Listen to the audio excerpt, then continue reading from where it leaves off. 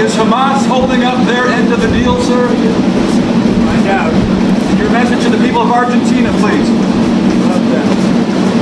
Be there for them. And have a great leader. Very great leader. Thank you for being aside.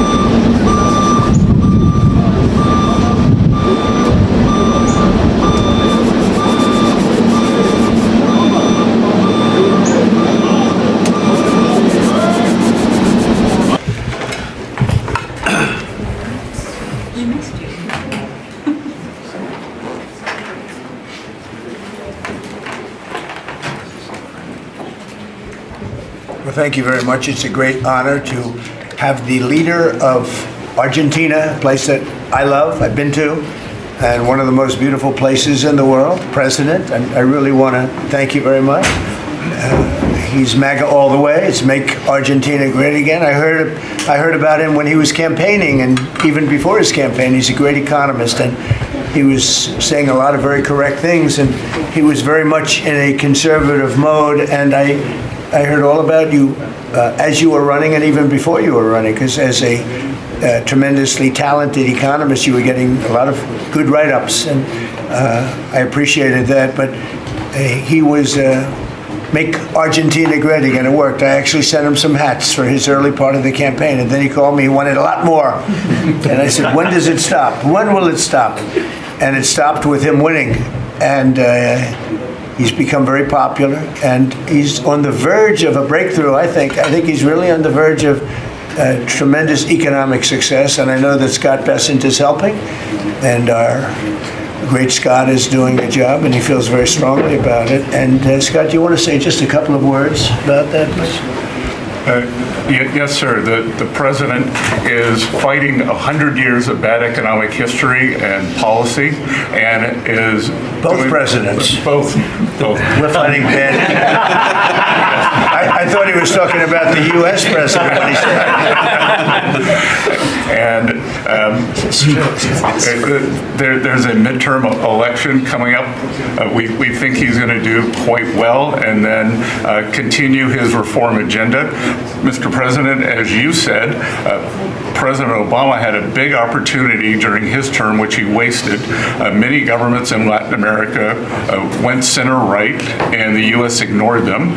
We are not going to ignore our allies. It is economic strength. We're using our economic strength to create peace, just as you've done all over the world. And it is much better to form an economic bridge with our allies, people who want to do the right thing, than have to shoot at narco gunboats. So we think that this is an opportunity for the Argentinian people, and that President Milei is the one to do it. He's got a great cabinet. He's got a great team who we've worked with over the past weeks. And the election is coming up very soon, and it's a very big election being watched by the world, because he's done an incredible job, but with that comes some pain, and they have some pain, and now they're coming out of it. And I think the victory is very important. Your poll numbers, I hear, are pretty good, but I think they'll be better after this. And, you know, our approvals are somewhat subject to who wins the election, because if a socialist, or in the case of New York City, a communist wins, you feel a lot differently about making an investment. I think, Scott, you'd feel that if somebody that had no chance, in other words, if somebody wins and has no chance of ever having a great economy because of that philosophy, you would put a halt to what we're doing. Yes, sir, and we're confident that President Milei is going to do well. We've been criticized by a couple of American Peronists, like Senator Warren. And you know, she and That's a compliment. Yeah. She has no idea what she's doing. She's a nasty, horrible senator. Go ahead. Other than that, I like her very much. Yeah, and she and her protege in New York, Mandami, who I don't even think he's a Peronist. I think he's more the communist Chavismo. So we stand with the president and what he stands for, and the hope for the Argentinian people. And President Trump, just like you, he carries the young people. So it's hope for the future. The Argentines have made the decision to shake off 100 years of bad policy. They went from one of the richest countries in the world to a ton of debt.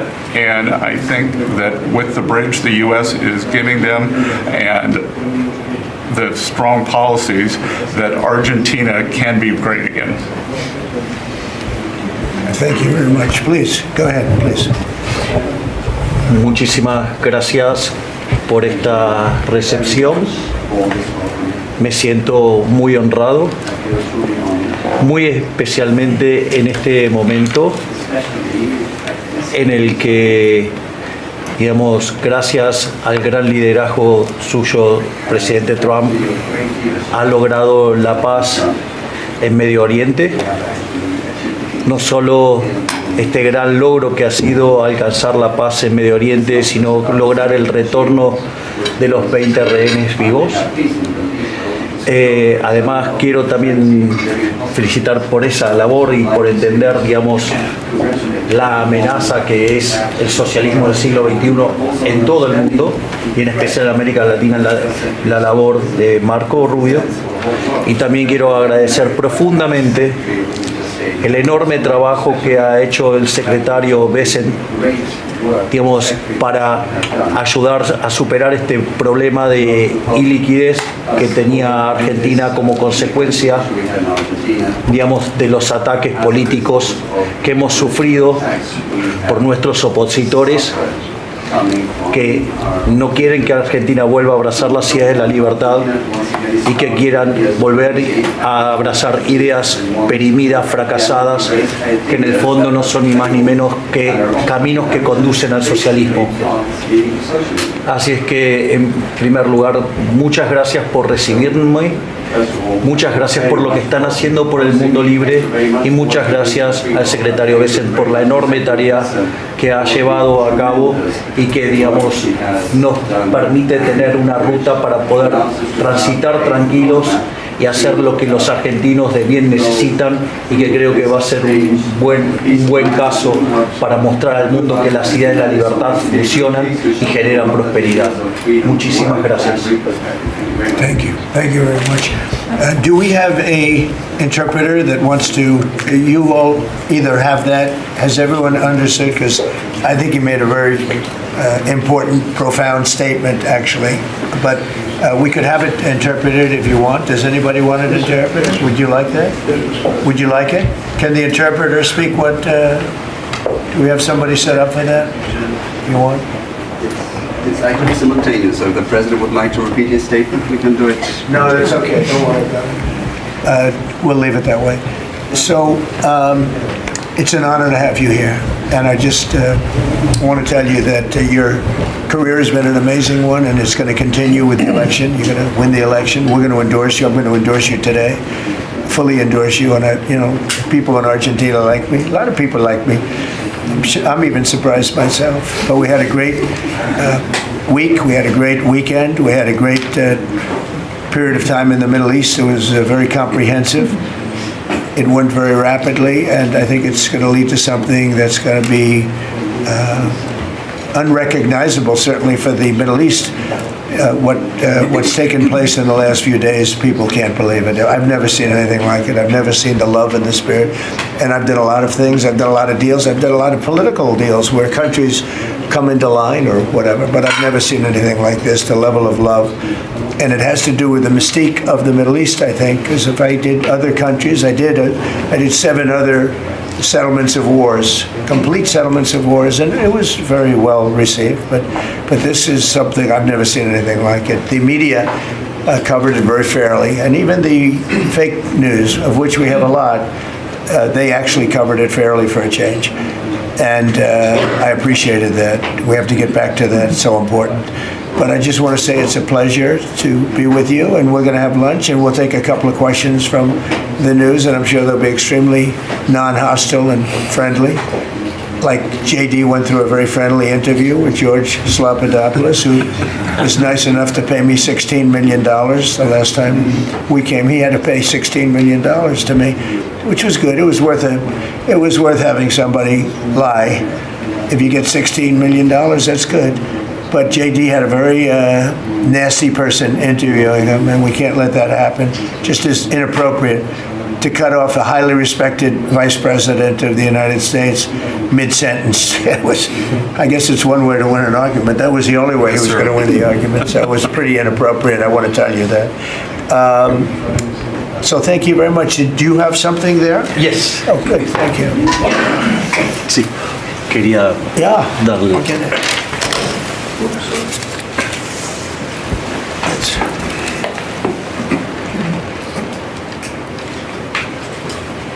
That's fantastic. Thank you very much. And when he did this letter, Mr. President, your settlement in the Middle East wasn't done. So we have to do a new letter Let's do that. to include that, because this is a very important. You'll have to add one extra sentence. Exactly. That's great. Thank you very much. This is such a beautiful statement. Thank you very much. You're welcome. That's beautiful. Thank you. Mr. President, Mr. President, how is this Why don't we talk about Argentina first? And Yeah. Go ahead. How is Argentina Are going? you worried about the how is this influence of China in Argentina? Sorry. Go ahead. How is this Argentina rescue package America first? And is this rescue package meant to help President Milei's party in the coming election? No, it's helped. It's really meant to help a good financial philosophy where Argentina can, after 20 years of disaster, because it was very successful at one point, and it can be again, like Venezuela. Venezuela was very, very successful, and now it's a dictatorship. So when we can help our neighbors, we're making tremendous progress in South America. South America, Marco was telling me, he's like our great expert here. He really knows it. You were telling me that so many of the countries are coming our way. And we had a few years ago, when I just came back, so I've been here now almost 9 months, but when I just came in, I was amazed to see how poorly we've done. We lost so many, and one of them was Argentina, would be lost if he wasn't there.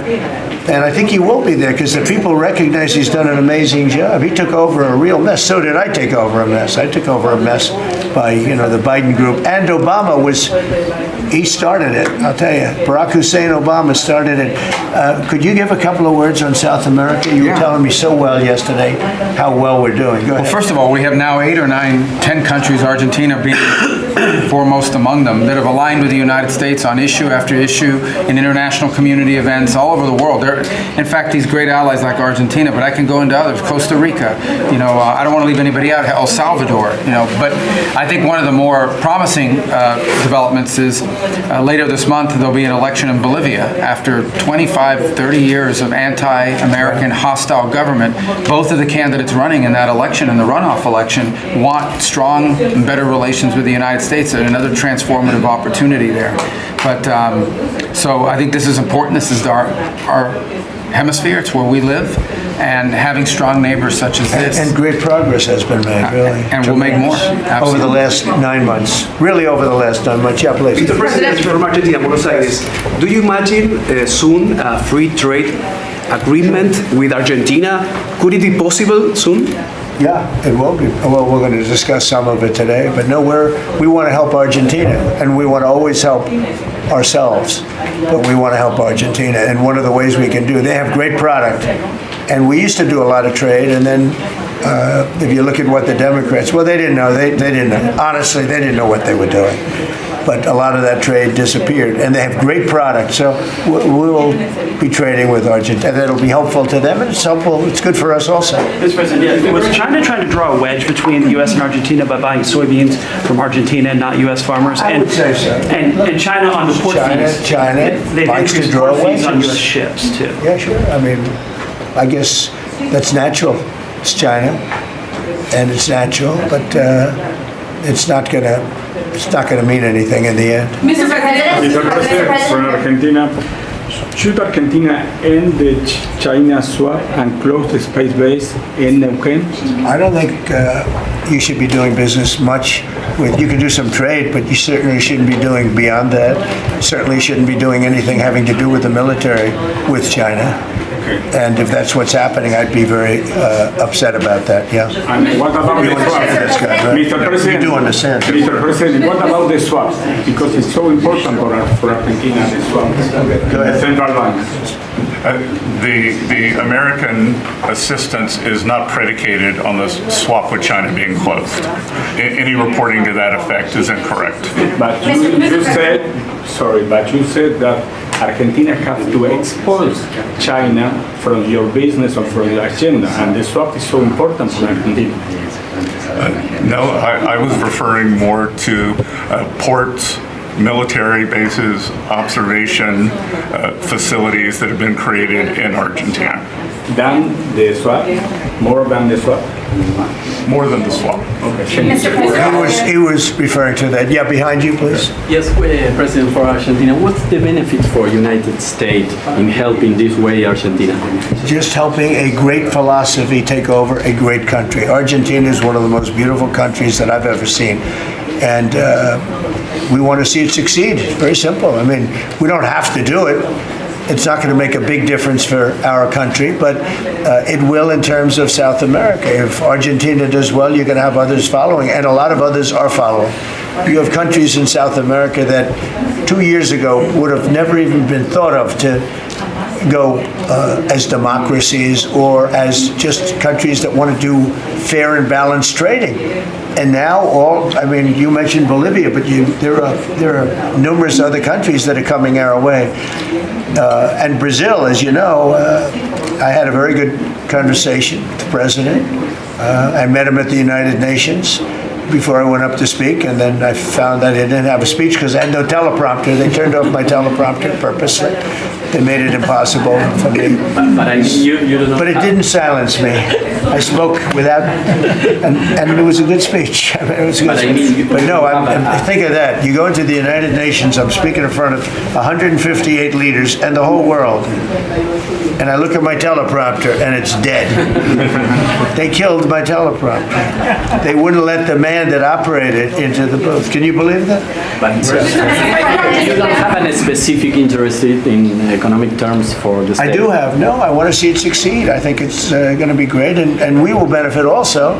But it's not that big a benefit because it's not that big a country, but it's a very important country, and it's a country that can be very successful. There are some countries that will never be successful. This is a country that has great potential if it has the right leadership, and you have the right leadership with this man right here. Okay? Mr. President, would you support dollarization? I would say that I'll leave that up to my my economic people, but I like the dollar. I'm very strong on the dollar. And anybody who wants to deal in dollars, they have an advantage over people that aren't. But for the most part, we're keeping it that way. I think if Biden would have, that group would have gotten elected, meaning Kamala, you wouldn't have the dollar as your currency anymore. You wouldn't have a world domination by the dollar if I didn't win this election. And now the domination like BRICS. I told anybody wants to be in BRICS, that's fine, but we're going to put tariffs on your nation. Everybody dropped out. They're all dropping out of BRICS. BRICS was an attack on the dollar. And I said, you want to play that game, I'm going to put tariffs on all of your product coming into the U.S. They said, like I said, we're dropping out of BRICS. And BRICS is like, they don't even talk about it anymore. Scott, you want to add to that, please? We're very happy with the current currency arrangement. Mr. President, Your ABC fake news. Mr. President, Brian, please. First of all, congratulations. I don't take questions from ABC fake news. After what you did with Stephanopoulos to the Vice President of the United States, I don't take questions from ABC fake news. Brian, go ahead. Yes, sir. First of all, congratulations on achieving peace. You are indeed the peacemaker. On a lighter... Did you ever think I was going to be called a peacemaker? Actually, I did. I saw some of the actions you were doing. Go ahead. But on a lighter note, Alyssa Farah, she is one of the hosts on ABC's show The View. She said a while back, I'll quote, "If Trump gets the Israeli hostages out, I promise I will wear a MAGA hat for one day on this show and say thank you for doing it." Your response. Well, did she put the hat on? Well, she hasn't got the hat yet. Who is it? Which one? Alyssa Farah. Well, she used to work for me. So she used to work here. I'll tell you about Alyssa. She worked here. She gave me the most beautiful letter when, the administration, the time came up, the election was rigged, I left. She gave me the most beautiful letter you've ever seen. I was a great president. What a great job. Some of the letters have been quoted. This is Alyssa, who I never thought was very outstanding. I figured she would not make it. And she didn't have a big role here either. And then we had January 6th, and she left after that or before that, but she gave me the most beautiful letters. And then even months after she left, and while we weren't here any longer, she sent another letter, glowing letter, beautiful letter. And then she got hired by The View, and they gave her a couple of bucks, and she changed her view very quickly. I never thought she'd make it. Never thought she had what it took in any way. You know what that means. But she's on The View. But it just shows what a fraud The View is, because this woman gave me letters and statements. She said I was the greatest president in her lifetime. Now, she's not that old, so I didn't consider it a great compliment, but I've had better. Can we send her a hat? Well, recently I've had the greatest president of them all. I like that much better. Mr. President? Does that include Washington and Lincoln? Yes, sir, it does. I said, I like that person. So I think she's a total, I think she's a joke. Mr. President, on Gaza, how long will it take Hamas to disarm, and can you guarantee that is going to happen? Well, they're going to disarm, and because they said they were going to disarm. And if they don't disarm, we will disarm them. How will you do that? I don't have to explain that to you. But if they don't disarm, we will disarm them. They know I'm not playing games. Okay? Now, we did something monumental. We got the hostages back. That was the first thing we had to do. Above all else, get the hostages back. Now, they misrepresented because we were told they had 26, 24 of dead hostages, if we can use those terms. And it seems as though they don't have that because we're talking about a much lesser number. But that's a very tough subject. I want them back. That's what they said. I want them back. Also, they said they were going to disarm.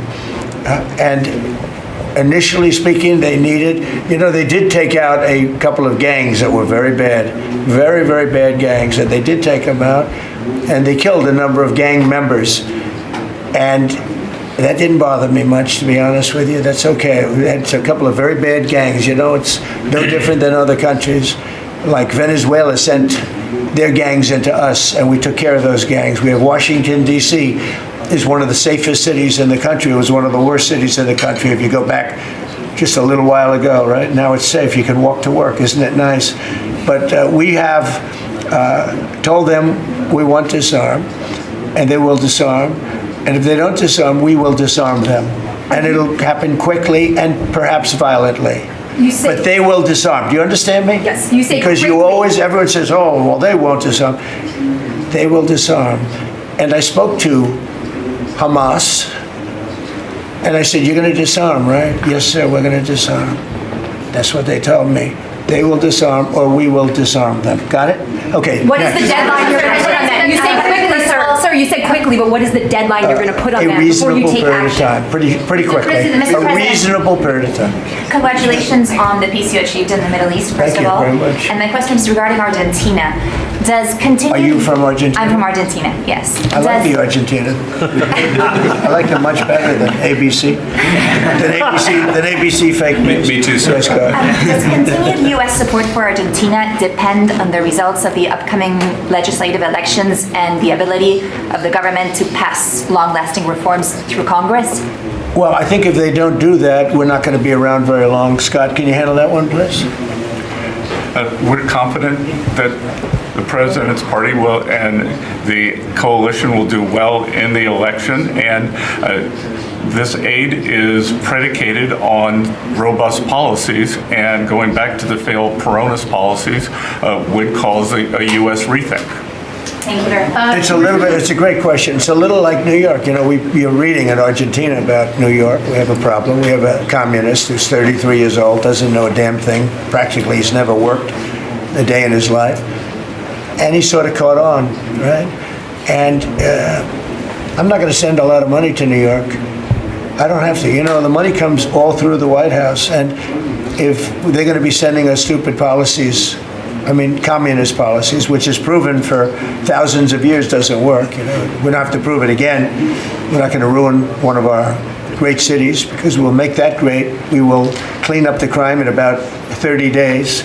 Took 12 days to do Washington, D.C., so New York is bigger. And Chicago, we've already made a lot of progress despite fighting from the government, but Chicago's doing great. Memphis is doing really great. You know, we have great support there from the political leaders. They said, please come in and clean up crime.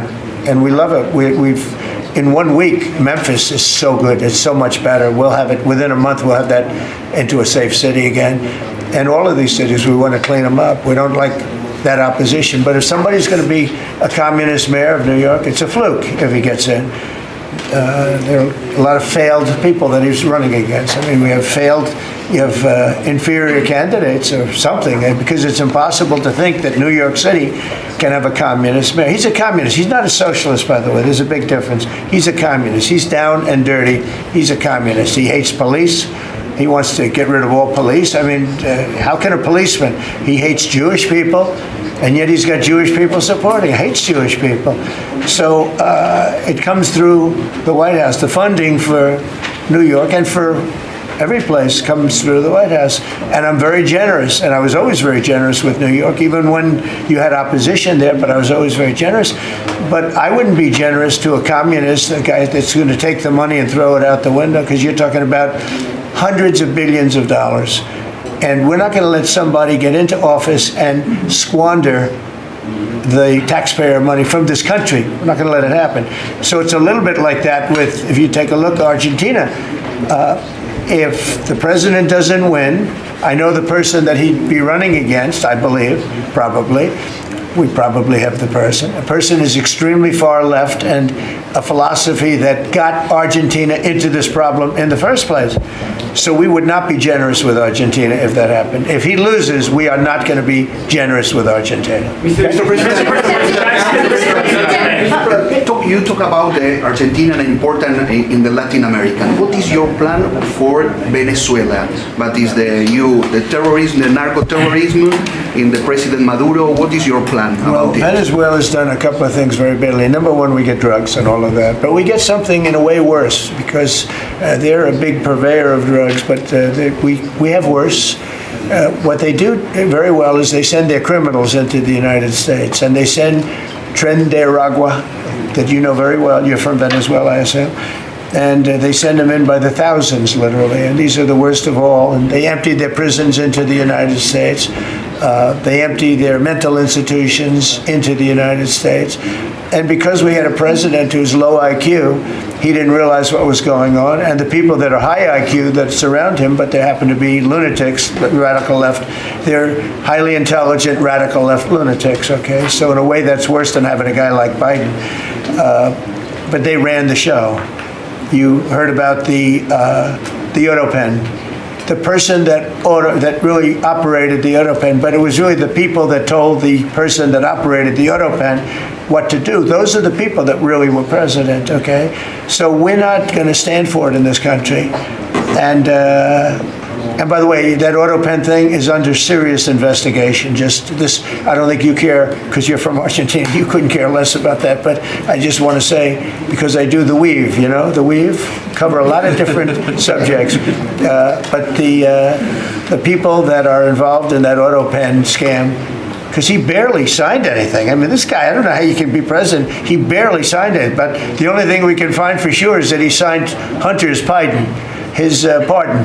Hunter's pardon, I like that. That's a good combination. So we're going to work very much with the president. We think he's going to win. He should win.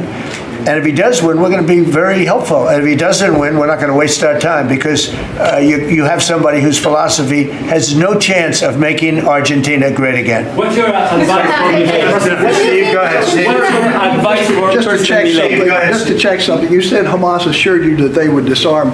Was that a direct conversation or through Mr. Witkoff? Or? Through my people. Okay. At the highest level. Do you think advice? And it was meant for What's your advice for President Milei and Argentina as a political leader? My advice is to hold strong to his principles, because he's right, and he's proving that he was right. He's got one problem. He's got people that are giving him tremendously bad press, even though they know it's wrong. He's got to hold true to his principles, because he's going to win. He's going to win. He's doing the right thing. Everybody knows he's doing the right thing, but you have a radical left sick culture that's a very dangerous group of people, and they're trying to make him look bad. I believe he's going to win out. And we're doing the right way with China in his house. China? China is, Well, you have to be careful with China. Everybody deals with China. They have to deal with us too. We have to be careful with China. Look, I have a great relationship with President Xi, but sometimes it gets testy because China likes to take advantage of people, and they can't take advantage of us. But we have a fair relationship with China, and I think it'll be fine. And if it's not, that's okay too. You have to do and go where the punches are thrown. You got to put up the blocks. We have a lot of punches being thrown, and we've been very successful. Look, we have the most success. I think we're the most successful we've ever been as a country. We have now close. I've been saying 17. We have, I think, close to or maybe even exceeding $18 trillion. Going to be invested in the United States. That's more money than ever invested in any country before. Even countries with much bigger populations like India or like China, nobody's ever had $18 trillion invested in the country. We have, and that's because of November 5th election, because I won. Oh, if she won, you'd be negative. You'd have people getting out of the country. This country would have been in a major depression. If she won, we would have been 1929. They'd like to see that anyway. That's why they keep the government laws. They have a shutdown based on nonsense. They want to give away 1.5, think of it, they want to give away $1.5 trillion to people that come into the country illegally. And as you know, the borders now are closed. But when they hear that they get the greatest health care package in the world and they have no money, but they're living okay in another country, they head up and they start forming caravans and they try and come into our country. But the big problem is they want to give health care to people that should not get health care. They want to give health care to illegal immigrants by the millions. Look at Gavin Newsom, what he's done. He's ruined California. He gives health care to anybody. And I guess they do it for votes. I actually think it's bad politics, but I guess they do it for votes. So I'm with this man because his philosophy is correct. And he may win and he may not win, but I think he's going to win. And if he wins, we're staying with him. And if he doesn't win, we're gone. How can Argentina can help to the peace process, to the Middle East? Peace process. They can help by doing well. If Argentina does well, that's helpful because they know we help Argentina. So if Argentina is successful, that's great because they view us as somebody that helped Argentina and they did well, and the United States maybe will help them and they're going to do well. So the success of Argentina would be a great feather in the cap of the USA because we're helping them. Right? You understand? Yeah. Yeah, please, behind you. Behind you. Thank you, Mr. President. Last week you said that NATO should consider expelling Spain. What? You said that NATO should consider expelling Spain. Would you support that? What expelling Spain? NATO consider expelling Spain. Oh. Kicking them out of NATO. I'm very unhappy with Spain. They're the only country that didn't raise up their number to 5%. Every other country in NATO raised up to 5%. And Spain is doing very well off our backs. So I'm not happy with Spain. Spain gets protection, and they know, look, they're sort of in the semi-middle of it, so they're going to get protected automatically. Even if you don't want to protect them, you're protecting them because of the way they're located. And I think what Spain did is a very bad thing for NATO. I think it's very unfair to NATO. It wouldn't matter if you said you're not going to protect them because they're pretty much protected. What are you going to do? Go through the other countries and let's go attack Spain, right? So I think what they did is not nice. I think it's very disrespectful to NATO. In fact, I was thinking about giving them trade punishment through tariffs because of what they did. And I may do that. I think unbelievably disrespectful. Spain, the only one out of all the countries in NATO, the only one that said that is Spain. And I think that's I think they should be punished for that. Yes. I do. On the government shutdown, you have the money to pay the troops on October 15th? Okay. How I actually have a man who is a very wealthy person, you'll know that when I tell you this, who called a donor, a great gentleman, and he said, if there's any money necessary, shortfall, for the paying of the troops, then I will pay it, meaning he will pay it. How about that? I said, look, we're not going to need it. We're going to take care of our troops, but this was a position that's being forced upon us by Democrats, and all they have to do is just sign a piece of paper saying we're going to keep it going the way it is. You know, there's nothing. It's not like it shouldn't even be an argument. They've signed it many times before. I don't want to bore you with the fact that Schumer said 100 times you should never close up government, but Schumer's a weakened politician. I mean, he's going to finish his career as a failed politician. He's a failed politician. He's allowed the radical left to take over the Democrat Party. So if they write books about that, if they write books about him, they're going to have to say that his career ended by allowing the radical left to take over the party. I mean, I won an election in a landslide because people are not into the radical left, and the Democrat Party is. People didn't want to see men playing in women's sports. They didn't want to see transgender for everybody. They didn't want to see all of the different things that they do that's so crazy. Open borders. I mean, the worst thing that he did to us, it's not inflation, because we fixed inflation. Prices are way down. I don't know if you saw that gasoline went to 58 just now. Did you see what's going on with gasoline? We track that. No, $58 a barrel. Yeah, we track that. Nobody can believe it. I'm very proud of that. You know why? Because we're pumping like we've never pumped before. Because if you get the gas price down, everything else comes down. It's very simple. And he went away from my policies, and you had the greatest inflation. The last administration had the greatest inflation in the history of our country. And now, as you know, groceries are down. It's all down. But on the shutdown, are you settling in for a long? Is this going to be a long term? Are we looking months? It's up to them. All they have to do is just vote to extend. We don't need it. We're not saying we want money. We don't. All we need is a right to extend. They want a right to extend, but they want $1.5 trillion so they can give it away to illegal immigrants, the people that are invading your cities. And many of these people, for whatever reason, I mean, I understood this, I called it a long time ago. These countries are run by people I know, friends of mine, like I know this gentleman. I hope you haven't said, he probably did too, why not? They send up their worst people.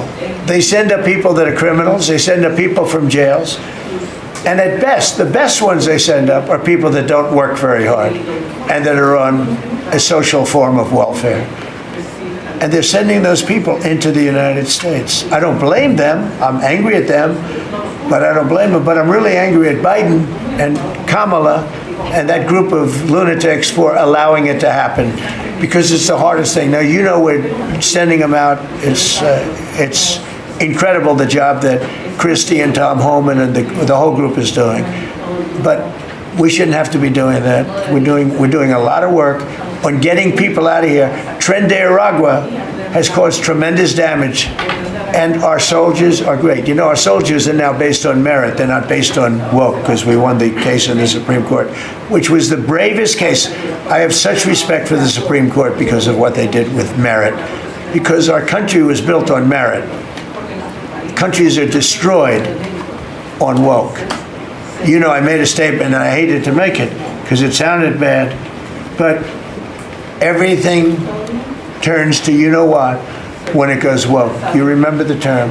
I don't like to use it because you might have some children listening, but it turns bad.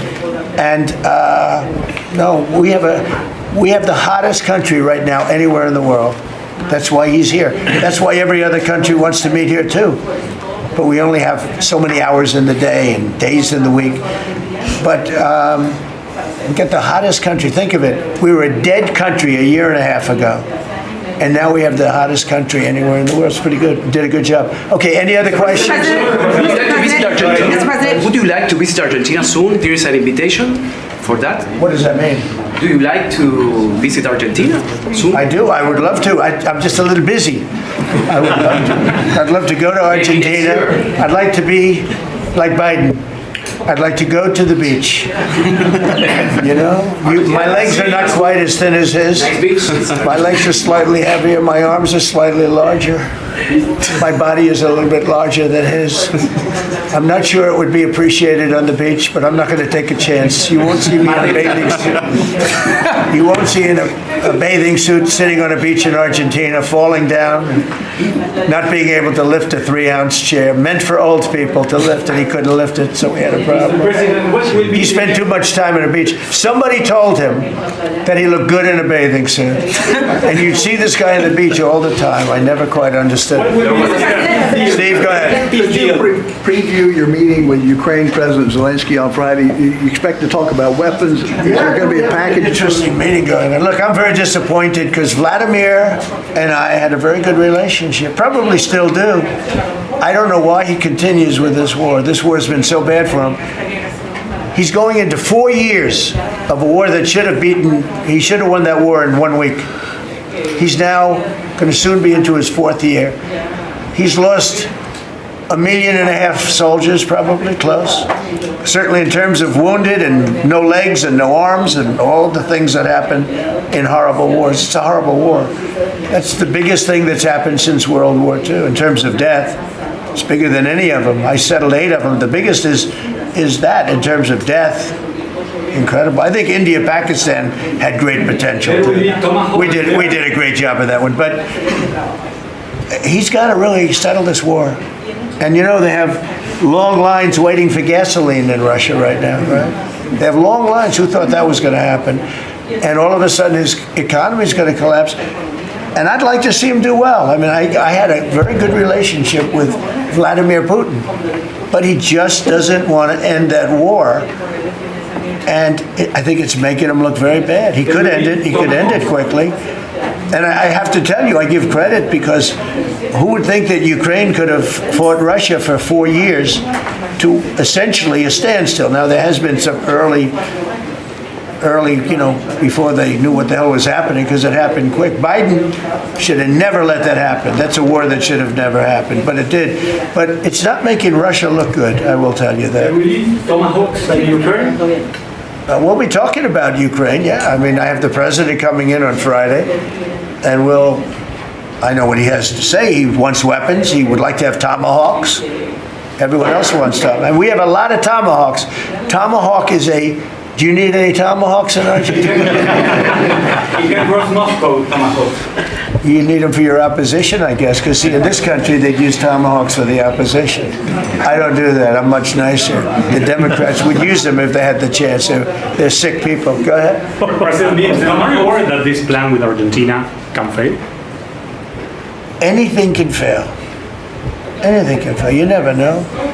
That's why I say Putin should do something about the war, because so far, I mean, it's turned out to be very bad for him. But anything can, so this plan can fail, sure it can fail, but it's got a better chance, I would say, Scott, it's got a better chance of success than failure. And if it's successful, it's an unbelievable success. It can transform your country into greatness.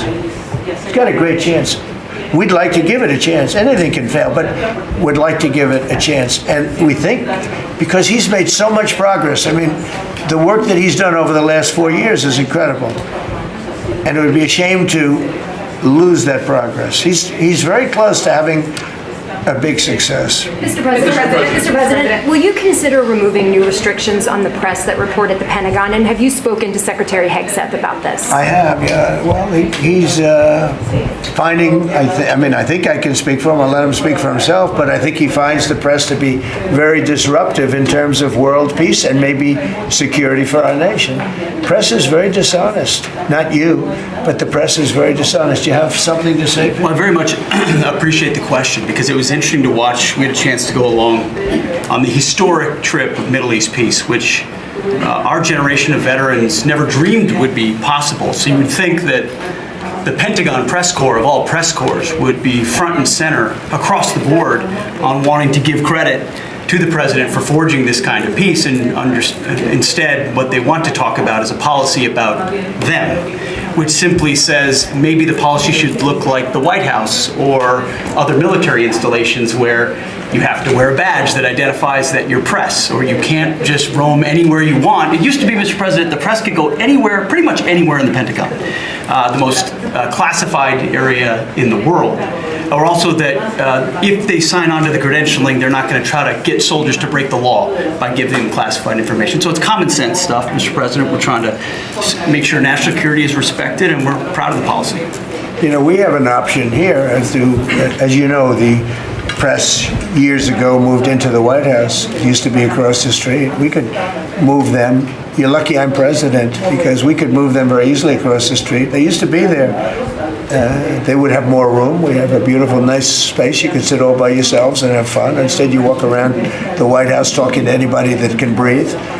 And, you know, but I find that when it comes to war, and now our great Department of War, we have some great people over there, I think it bothers me to have soldiers and even, you know, high-ranking generals walking around with you guys on their sleeve, asking them, because they can make a mistake, and a mistake can be tragic. They can do it innocently, too. They can, you know, and they're not press people. They don't really deal with the press, so they're not really necessarily good at it, although I think it's mostly instinctual one way or the other. You're either good at things or you're not.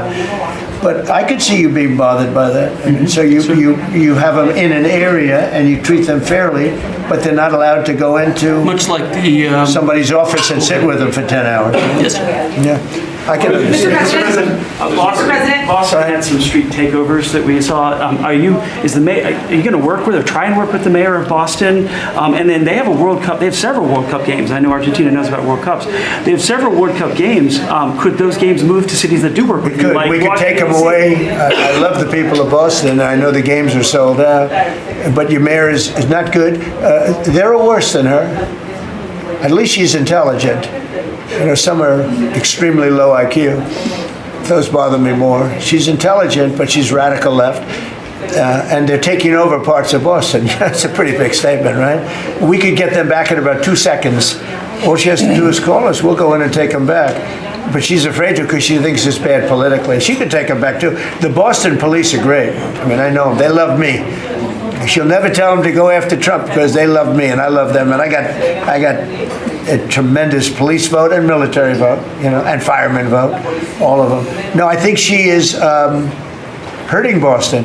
The answer is yes. If somebody is doing a bad job, and if I feel there's unsafe conditions, I would call Johnny, the head of FIFA, who's phenomenal, and I would say, let's move it to another location. And he would do that. He wouldn't love to do it, but he'd do it. Very easily he'd do it. And this is the right time to do it. If I thought Boston was doing something that was going to cause safety conditions for the World Cup, I could say the same thing for the Olympics, because, you know, we have events that are in different locations for the Olympics. It's based in LA. If I thought LA was not going to be prepared properly, I would move it to another location if I had to. On that one, I'd probably have to get a different kind of a permission, but we would do that. Gavin Newsom, he's got to get his act together, because had we not gone in at the beginning of my term, had we not gone in with a very strong, powerful force, they would have lost LA. Now, you already lost 25,000 houses to fires. You got a big scar right in the middle of the city. And that should have never happened, because they should have had the water flowing in from the Pacific Northwest. All they had to do is open up the valves. He didn't want to do it. And he didn't want to do it, he says, for environmental reasons. I don't believe that. But, you know, for some reason, he didn't want to do it and lost 25,000. You had no water in the fire pumps. You had no water in the sprinkler systems in the ceilings. There were no houses. Normally, the things would go in you might not have lost 2 houses. So if he doesn't play ball, we're going to have to be very tough with him. He's done a bad job. You know, just to finish off on that, so when we went in, we did a phenomenal job. We went in with great force, and that was the end of it. We put it out. We extinguished that fire, which was agitation, and it was a very dangerous position to be in. And we went and did a great job. But the chief, said we could have never done this without President Trump and without the federal government coming in. Okay, that was it. He said that. Now, 2 or 3 weeks later, he said, oh, we could have done it, but he knows he couldn't. The city was going to be taken over if I didn't go in. And you have to remember that. Los Angeles was going to be taken over. And we have it where the chief said it, I believe numerous times, but that was as it was happening. That was a rough one. That was nasty. And if we saw a situation like that, yeah, we'd be forced to make a move. Boston better clean up their act. That's all I can say. Go ahead. One more question. Mr. President, should federal workers Yeah, please. do you feel any urgency to end the shutdown in the next week, 2 weeks, or would you be fine if this stretches into November and then toward the holidays with folks not getting paid? Well, you know, shutdown, we've had many, many shutdowns. And this is a shutdown that shouldn't have happened. A group of people brilliantly decided to make it after the election. I said, thank you very much. In other words, give it to Trump instead of Biden. So it shouldn't happen. And likewise, debt ceiling shouldn't have. But the big, great big, beautiful bill solved the debt ceiling problem for. Is there a point where you would reach out to all parties? Here's what's happening on the shutdown, though. Honestly, can I put it in plain words for you? And you're a smart guy, so you all understand, but a lot of people don't. The Democrats are getting killed on the shutdown because we're closing up programs that are Democrat programs that we were opposed to. So we're being able, and they're never going to come back in many cases. So we're being able to do things that we were unable to do before. So we're closing up programs that are Democrat programs that we wanted to close up or that we never wanted to happen, and now we're closing them up. And we're not going to let them come back. The Democrats are getting killed. And we're going to have a list of them on Friday, closing up some of the most egregious, socialist, semi-communist, probably not full communist, we're saving that for New York, but semi-communist programs, and we're closing them up. We're not closing up Republican programs because we think they work. So the Democrats are getting killed, but they're not telling the people about that. I say it, nobody, well, I haven't said it probably as bluntly as I just said it, but so we are closing up Democrat programs that we think, that we disagree with, and they're never going to open again. Thank you very much. Thank you, everybody.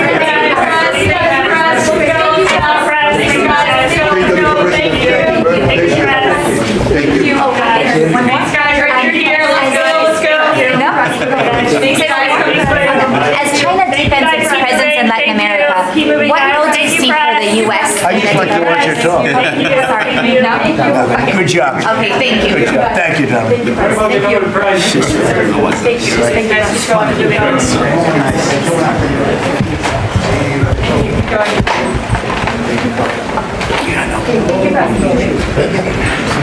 Thank you.